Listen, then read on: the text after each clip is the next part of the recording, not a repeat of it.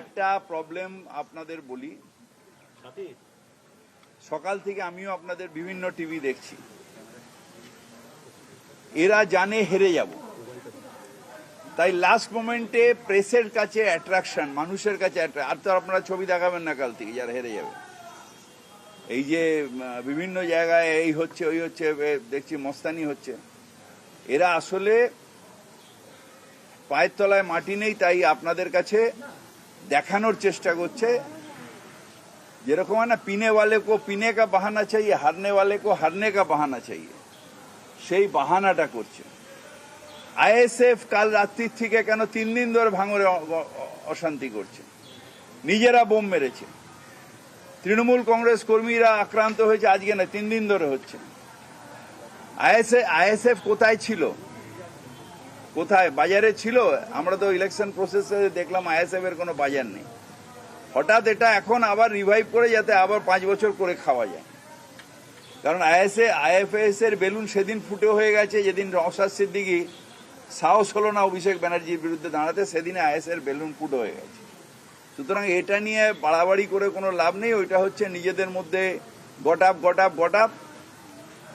ISF বলে কিছু নেই, আর যাদের ভরসা করে আইএসএফ যে কমিউনিটি তারা তৃণমূল কংগ্রেসের সাথেই ছিল, সুতরাং নতুন করে আর দোকান খোলার দরকার নেই। সকাল থেকে তাপস রায়কে ঘিরে বিক্ষোভ, মিঠুনকে ঘিরে চোর চোর স্লোগান, তৃণমূলের বিরুদ্ধে অভিযোগ।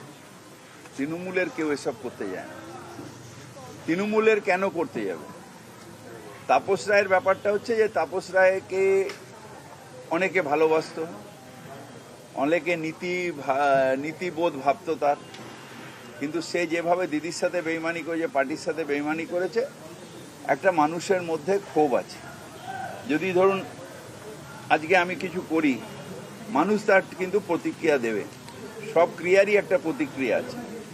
তাপসদার যে ক্রিয়া আমি অত্যন্ত ভালোবাসতাম, কিন্তু উনি এরকম করবেন, এরকম পাল্টি হবেন, গান্ধীবাদের বিশ্বাসী গোডসেবাদ হয়ে যাবেন, এটা আমিও জীবনে ভাবতে পারিনি। কিন্তু যাই হোক, সেই জন্য একটা প্রতিক্রিয়া আছে। কিন্তু মিঠুনদার কি আছে? মিঠুনদার তো সব পার্টি ঘুরেই এসছে, সুভাষবাবুর সাথে ছিল, মমতাদির সাথে ছিল, এখন এদের সাথে আছে, আবার কালকে অন্য কোথাও যাবে। চোর স্লোগান ওরা শুরু করেছে, চোর স্লোগান আমরা দিই না, কারণ চোরও কো আতি হয় নজর সারে জাহা চোর, যে চোর হয় তাকে মনে হয় সবাই চোর। চোর চোর এটা স্লোগান শুরু করেছে বিজেপি আর সিপিএম, তো এটা আমরা দিই না। মিঠুন চক্রবর্তী বলেছেন আর রাজনীতির কথা বলবেন না, এবার সিনেমায় ফিরে বলছেন 30 তারিখ পর্যন্ত দায়িত্ব ছিল, এবার আমি মিঠুনদার উচিত হলো রাজনীতি না করে, একটা বড় আর্টিস্ট তো, ফিরে যাওয়া। কিছু একটা ভয় টয়ের জন্য বিজেপি করেছে, যাই সেসব আমরা বলতে চাই না, কিন্তু মিঠুনদার উচিত হলো না ফিরে যাওয়া। আমার সাথে একটা সময় খুব ভালো সম্পর্ক ছিল, সুজিত বোসের সাথে খুব ভালো। এই মুহূর্তে আমি আসবো, আমি তোমার কাছে ফলতায় আসবো, তবে এই মুহূর্তে ফিরহাদ হাকিম পরিবার নিয়ে ভোট দিতে যাচ্ছেন, ভোট দিয়েও দিয়েছেন, ভোট দেওয়াও হয়ে গেছে। আস্তে আস্তে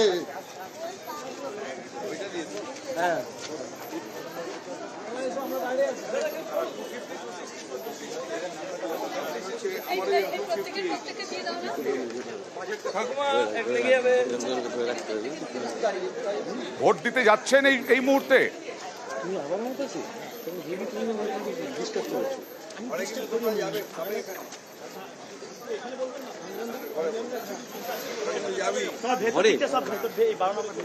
ঠিক আছে। ফিরহাদ হাকিম মেয়র ভোট দিতে যাচ্ছেন এই মুহূর্তে, ভোট দিতে ঢুকলেন, আমরা দেখছি পরিবার নিয়ে ভোট দিতে গেলেন ফিরহাদ হাকিম।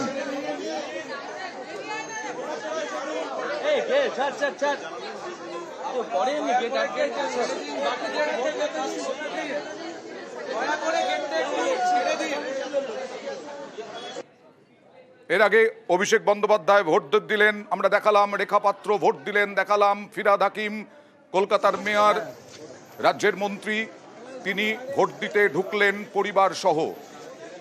তেমনি বারাসাতের ক্যান্ডিডেটের কি অবস্থা দেখুন, স্বপন মজুমদার, তাকে ঘিরেও গো ব্যাক স্লোগান।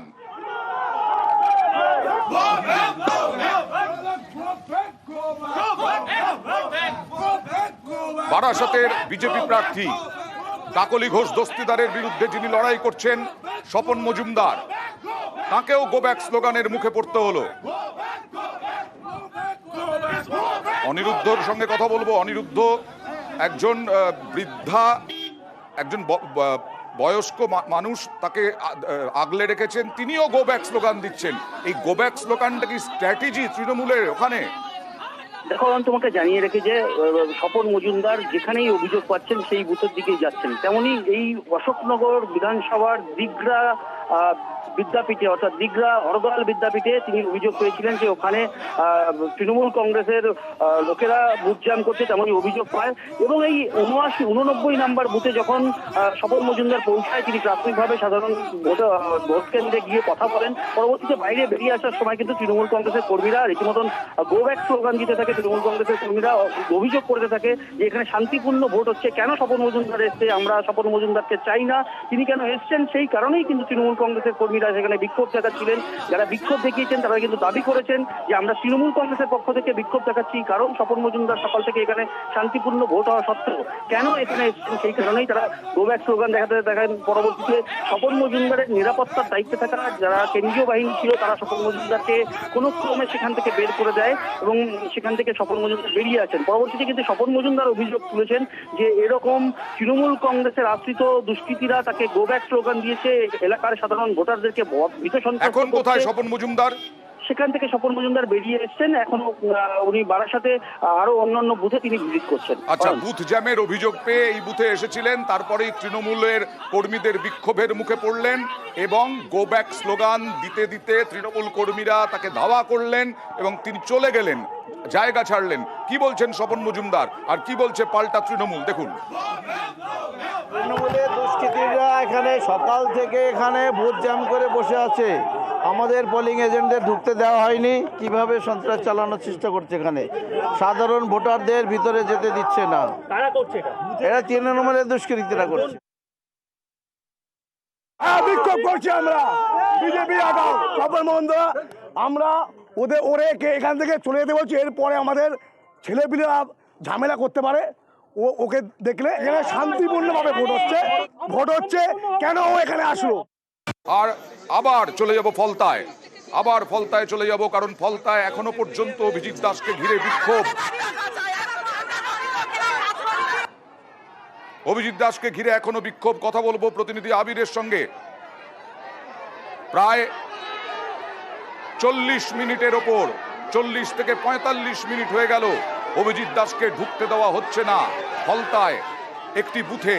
সেখানে এইভাবে রাস্তা অবরোধ করে রেখেছেন দাবি তৃণমূল কংগ্রেস কর্মী এরা। অভিজিৎ দাস কোনোদিনও আসেন না এখানে, অভিযোগ বিক্ষোভকারীদের। কথা বলবো আবার প্রতিনিধি আবিরের সঙ্গে। আবির, তুমি যেটা বলছো কিউআরটি বা কেন্দ্রীয় বাহিনীর ওপরেই ভরসা করছেন অভিজিৎ দাস, কিন্তু সংগঠন বা বিজেপি কর্মীরা কেন নেই এটা বলাতে তিনি বললেন সবাইকে মারধর করে ঢুকিয়ে দেওয়া হয়েছে। এই রকম একটা বিজেপির মতো সংগঠনের এরকম হতে পারে, তার সাথে একজনও কেউ নেই? একেবারেই তাই, এবং এই অভিযোগটাই তো বারবার ধরে প্রচারে নেবে অভিষেক বন্দ্যোপাধ্যায় তার বক্তব্যের ক্ষেত্রে রাজনৈতিকভাবে আক্রমণ করতে গিয়ে তিনি বলেছিলেন যে এখানে বিজেপির সংগঠন নেই, এবং যে কারণে হচ্ছে প্রার্থী দেওয়ার ক্ষেত্রে যে 1 মাস সময় দেরি হয়েছে। বা তুমি দেখেছো যে বিভিন্ন রোড শো গুলোতে বা সভা যেগুলো করেছেন তার প্রত্যেকটা জায়গাতে তিনি বলেছেন যে মেঘনাথের মতো কেন্দ্রীয় এজেন্সি এখানে এসে তার বিরুদ্ধে লড়াই করতে পারতো, এবং 1 মাস সময় নিয়ে যে প্রার্থী দেওয়া হয়েছে তাকে নিয়ে তিনি প্রশ্ন তুলে দিয়েছিলেন কার্যত। এবং আজকেও তো সেই ছবি বারবার ধরে দেখতে পাওয়া যাচ্ছে একদমই, যে বিভিন্ন জায়গাতে গিয়ে প্রার্থী যিনি রয়েছেন তিনি বিক্ষোভের সম্মুখীন হচ্ছেন, তিনি কেন্দ্রীয় বাহিনীকে সঙ্গে নিয়ে দাঁড়িয়ে রয়েছেন, কিউআরটি কখন আসবে তার জন্য তিনি অপেক্ষা করছেন, কিন্তু কোথাও তার যারা দলীয় কর্মী সমর্থক তাদেরকে দেখতে পাওয়া যাচ্ছে না। তিনি অবশ্য পাল্টা অভিযোগ করে বলছেন যে তাদের দলের কর্মী সমর্থক যারা রয়েছেন তাদেরকে মারধর করা হয়েছে, কিন্তু এত সংখ্যক কর্মী সমর্থকের মধ্যে সকলকে মারধর করা হয়েছে এমন যুক্তির কথা বাকিরা মানতে রাজি নন। ফলে দাঁড়িয়ে তৃণমূল কংগ্রেস অভিজিৎ দাসের সমস্ত বক্তব্যকে, এই যে তুমি বললে অভিজিৎ দাসকে যেখানে যাওয়া হচ্ছে সেখানেই গো ব্যাক স্লোগান দেওয়া হচ্ছে, আটকে রাখা হচ্ছে,